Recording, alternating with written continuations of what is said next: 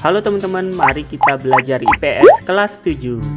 Jangan lupa klik like dan subscribe-nya ya. Kali ini kita akan belajar keadaan alam Indonesia loh. Dengar-dengar sih Indonesia katanya melimpah kekayaan alamnya. Bener gak ya? Pastinya benar. Kekayaan alam yang melimpah di Indonesia ini akibat dari keadaan alam yang mendukung pastinya. Ngomong-ngomong keadaan alam Indonesia, kita akan dibawa ke dalam 4 bagian materi nih. Apa aja ya? Ya, yang pertama kita akan membahas kondisi geologis. Yang kedua, kita akan membahas bentuk rupa bumi wilayah Indonesia. Yang ketiga, kita akan membahas bentuk iklim. Dan yang terakhir, kita akan berbicara flora dan fauna. Posisi geologis suatu wilayah diketahui berdasarkan keadaan batuan-batuan yang terdapat pada tubuh bumi.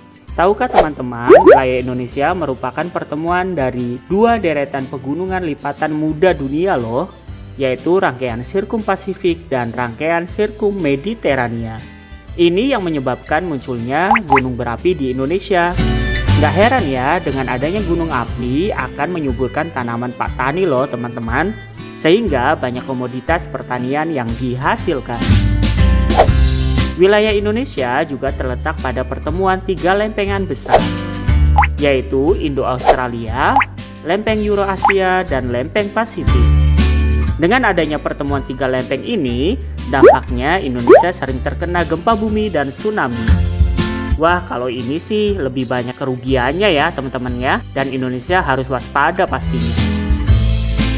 Selain lempengan, wilayah Indonesia juga terdapat pertemuan paparan. Paparan merupakan wilayah laut dangkal yang menghubungkan wilayah daratan besar. Terdapat 2 paparan yang terdapat di Indonesia, yaitu paparan Sunda dan paparan Sahul. Paparan Sunda berada di Indonesia bagian barat yang berhubungan langsung dengan benua Asia. Paparan ini mencangkup wilayah semenanjung Malaysia, Sumatera, Jawa, Madura, Bali, dan pulau-pulau kecil di sekitarnya. Adapun paparan Sahul berada di Indonesia bagian timur yang berhubungan langsung dengan benua Australia. Paparan Sahul mencakup wilayah yang sangat luas, membentang dari utara Papua hingga bagian utara benua Australia. Untuk mengetahui keadaan alam, kita harus mengetahui bentuk rupa bumi. Dalam geografi, bentuk permukaan bumi lebih dikenal dengan istilah relief rupa atau muka bumi. Ada 2 bentuk relief permukaan bumi ya teman-teman, yaitu relief daratan dan dasar laut. Untuk relief daratan, Indonesia memiliki daratan rendah atau yang disebut dengan plains, seperti daratan rendah di pantai utara Jawa. Relief daratan juga dapat berupa gunung. Banyak sekali gunung-gunung di Indonesia seperti Gunung Gede, Gunung Rinjani, Gunung Slamet, dan Gunung Merapi. Masih banyak gunung api lainnya ya teman-teman. Selain gunung, ada pegunungan. Pegunungan adalah rangkaian dari beberapa gunung dengan ketinggian yang berbeda-beda dan bentuknya lebih memanjang. Contoh wilayah pegunungan di Indonesia yaitu Maratus di Kalimantan, Pegunungan Jayawijaya di Papua, Pegunungan Bukit Barisan di Sumatera. Relief daratan dapat berupa ngarai atau canyon, yaitu lembah yang dalam dan sempit dengan lerengnya yang curam. Contohnya adalah Ngarai Sianok di Sumatera Barat.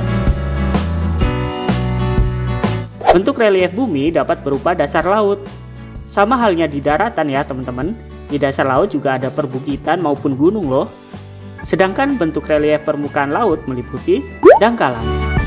Dangkalan atau paparan adalah bentuk pantai yang melandai ke arah laut dengan kedalaman rata-rata sekitar 200 meter. Contohnya adalah Laut Jawa, Selat Karimata, dan Laut Arafuru. Selain dangkalan, juga ada gunung laut. Gunung ini dimulai dari dasar laut. Puncaknya menjulang hingga ke permukaan laut. Contohnya adalah Gunung Krakatau di Selat Sunda. Bentuk relief dasar laut dapat berupa palung laut. Palung laut adalah lembah yang sangat dalam dan memanjang di dasar laut serta memiliki lereng yang curam. Palung laut yang dimiliki Indonesia adalah Trok Sunda dengan kedalaman yaitu 7.450 meter. Untuk mengetahui keadaan alam Indonesia berikutnya, kita akan membahas masalah iklim. Iklim adalah kondisi rata-rata cuaca berdasarkan waktu yang panjang untuk suatu lokasi di bumi. Letak geografis Indonesia berpengaruh terhadap keadaan alam.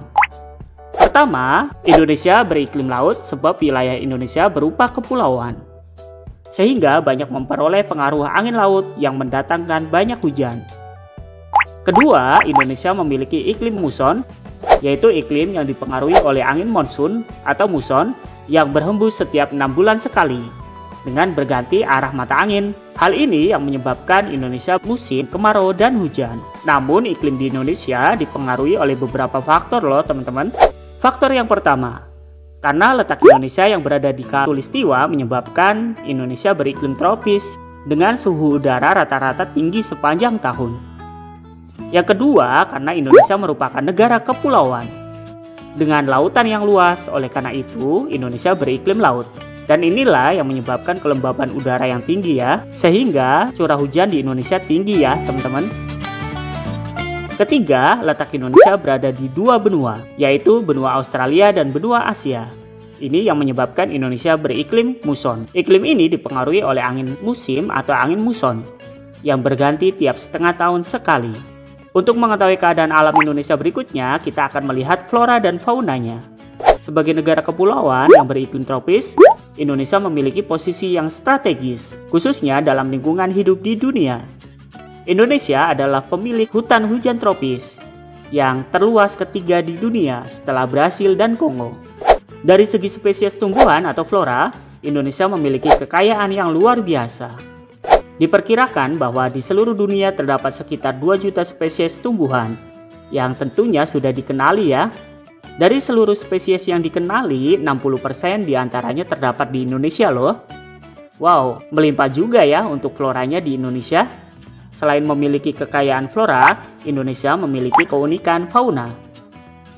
Di Indonesia hampir 300.000 jenis spesies. Jumlah tersebut ada 17% dari total jenis fauna di seluruh dunia. Bahkan untuk spesies primata saja, Indonesia memiliki setidaknya 36 spesies.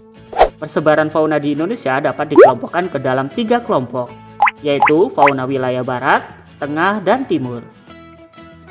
Garis yang memisahkan antara tengah dan barat adalah garis Wallace, dan yang memisahkan antara bagian tengah dan timur adalah garis Weber.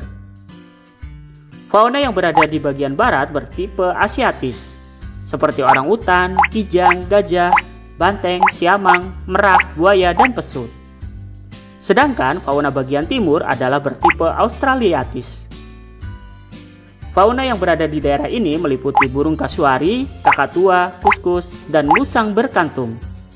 Sedangkan fauna yang berada di tengah adalah tipe peralihan. Fauna di daerah ini meliputi burung maleo, anoa, biawak, babi rusa, dan komodo. Itulah keadaan alam Indonesia yang sangat luar biasa dan patut kita jaga ya teman-teman. Tidak heran Indonesia memiliki kekayaan alam yang melimpah, karena keadaan alamnya mendukung ya teman-teman ya. Kita sebagai generasi muda patut untuk menjaga dan melestarikannya. Terima kasih, sampai bertemu di video-video berikutnya. Salam dari GS Channel, dah.